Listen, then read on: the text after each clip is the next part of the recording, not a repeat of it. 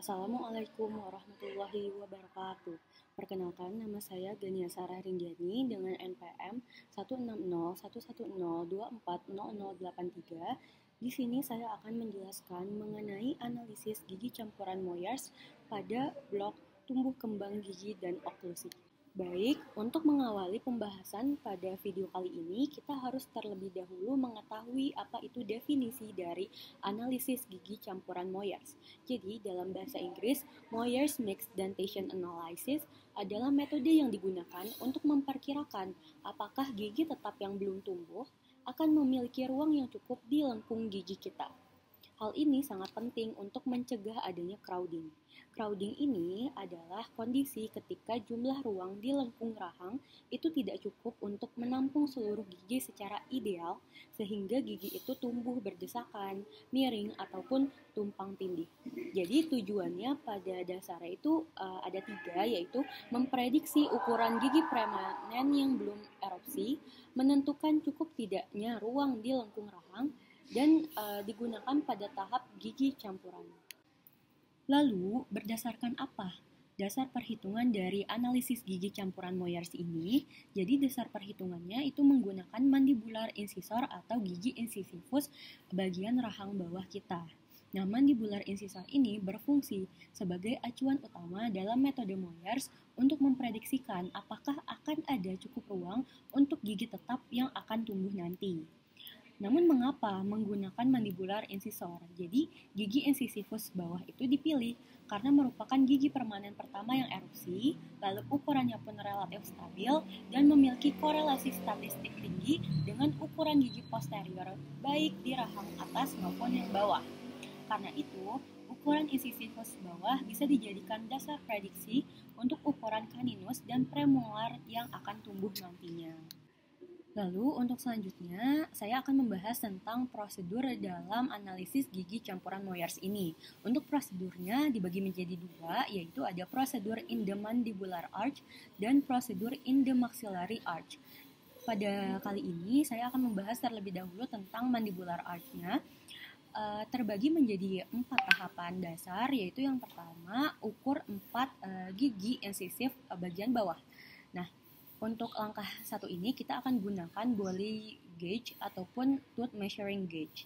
Nah, langkahnya itu mengukur lebar mesiodistal terbesar dari keempat gigi incisivus bagian bawah, yaitu 2 sentral dan juga 2 lateral. Lalu kita akan catat hasilnya di formulir analisis seperti pada gambar sebelah kanan. Lalu untuk tahap selanjutnya pada prosedur in the mandibular arch itu kita akan menggunakan tabel prediksi Moyers.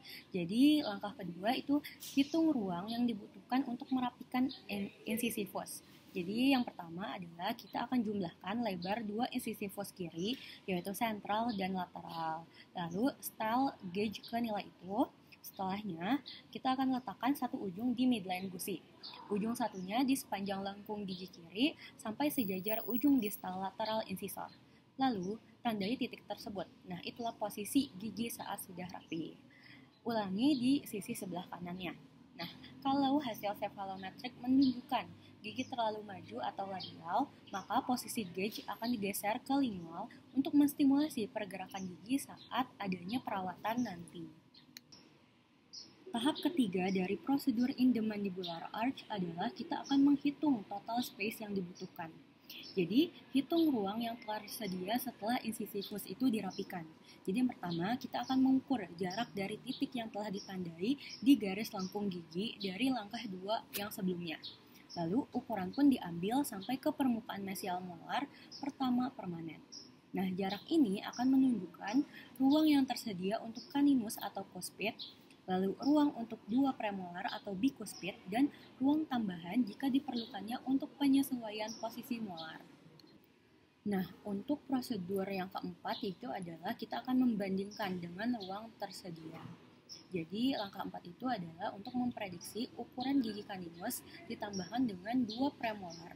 Jadi kita akan menggunakan tabel Moyers dan terdapat 2 metode, yaitu long dan short metode. Nah, lalu setelah langkah keempat sudah dilakukan, kita akan menghitung ruang untuk koreksi molar. Jadi kita akan mengurangi ruang yang tersedia, yaitu langkah 3, dengan hasil prediksi ukuran gigi dengan langkah 4.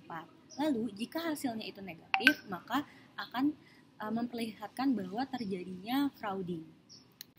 Berikut diperlihatkan tabel probabilitas untuk memprediksi ukuran gigi kaninus dan premolar yang belum erupsi. Baik, seperti yang sudah disebutkan sebelumnya pada tahap keempat, terdapat dua metode, yaitu ada long method dan juga ada short method. Di sini saya akan menjelaskan terlebih dahulu terkait long methodnya. Jadi tujuannya adalah untuk memprediksi ukuran gabungan gigi kaninus dan kedua premolar di mandibula dengan presisi yang lebih tinggi. Untuk cara kerjanya, itu yang pertama, kita mengukur total lebar 4 mandibular incisor secara nyata. Lalu, cari angka ini di tabel probabilitas untuk mandibular, cuspid, dan bicuspid. Nah, di sebelah kanan angka tersebut, lihat rentang nilai ukuran gabungan gigi kaninus dan bicuspid pada tingkat kepercayaan atau confidence level yang berbeda. Misalnya 95%, 75%, 50%, 25%, dan 5%. Jadi contohnya, jika lebar 4 gigi seri bawah totalnya itu 22 mm, dari tabel itu bisa didapatkan pada 95% confidence level, total cuspid ditambah bicuspid itu kurang lebih sama dengan 22,6 mm. Lalu pada 75% confidence level, total cuspid ditambah bicuspid yaitu sama dengan 21,44 mm. Pada 5% confidence level, total cuspid dan bicuspid itu lebih dari sama dengan 18,7 mm. Nah, interpretasinya, 75% confidence level itu dipilih sebagai prediksi klinis yang paling praktis karena memberikan keseimbangan antara risiko overcrowding dan spacing. Angka ini berarti 3 dari 4 pasien akan punya total gigi kaninus dan premolar yang tidak lebih dari 21,4 mm. Lalu yang selanjutnya itu adalah short method. Untuk tujuannya yaitu merupakan cara cepat dan praktis untuk memprediksi ukuran gabungan gigi kaninus dan premolar meski kurang akurat dan kurang mempertimbangkan perbedaan dari jenis kelamin. Nah, untuk langkahnya yaitu tambahkan lebar total 4 gigi seri bawah lalu bagi 2. Contohnya, jika total 4 gigi seri bawah itu 22 mm, maka dibagi 2 menjadi 11 mm. Lalu yang selanjutnya kita tambahkan angka tetap. Jadi 10,5 mm untuk prediksi gabungan gigi kaninus dan premolar di mandibula. Nah, 11 mm untuk prediksi gabungan gigi kaninus dan premolar di rahang atas maksila. Untuk contohnya, dengan total 4 gigi seri bawah 22 mm, prediksi mandibular cuspid ditambah bicuspid yaitu adalah 11, yang merupakan hasil bagi 2-nya ditambah 10,5 yaitu sama dengan 21,5 mm.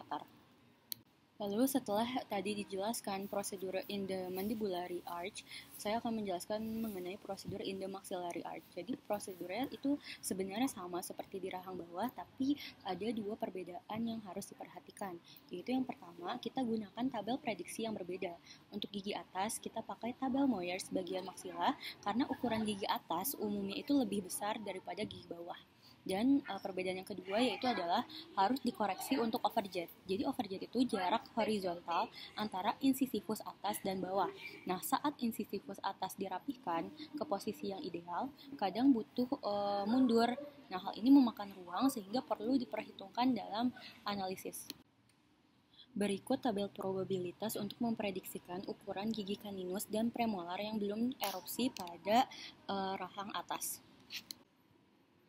Baik, mungkin sekian penjelasan dari saya mengenai analisis gigi campuran dari Moyers. Mohon maaf apabila terdapat kesalahan kata. Terima kasih. Wassalamualaikum warahmatullahi wabarakatuh.